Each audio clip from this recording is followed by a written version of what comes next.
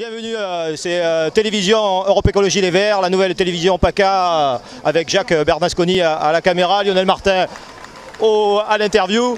Donc Olivier Florent, conseiller général du Vaucluse.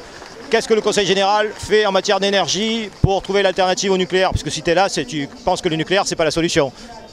Alors déjà, pour remettre dans le cadre, l'énergie n'est pas dans les compétences du conseil général. Néanmoins, on peut faire bouger des lignes à travers les constructions qu'on finance, notamment les collèges.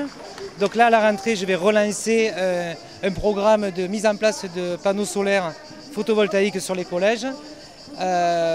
Au niveau de ITER, on a voté hier sur l'enquête publique où on devait se prononcer.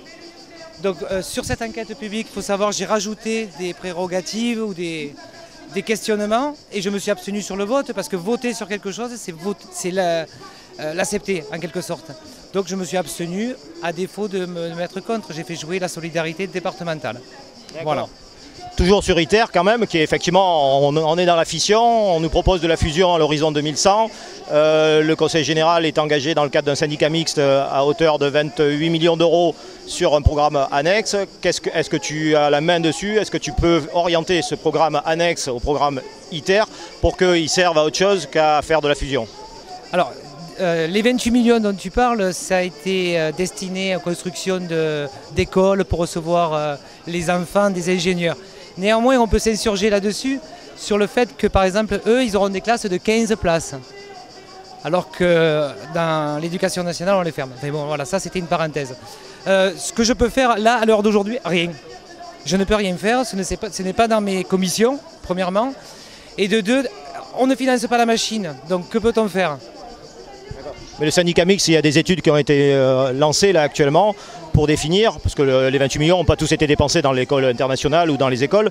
Donc le programme d'investissement du Conseil général en liaison avec ITER va être défini dans le cadre de ce syndicat mixte là, et il y a des études en cours, donc on peut orienter vers la plaine de la Durance, vers l'agriculture bio. Enfin, on peut aussi, j'espère que le Conseil général va y mettre sa patte, essayer d'orienter ses financements sur autre chose que des routes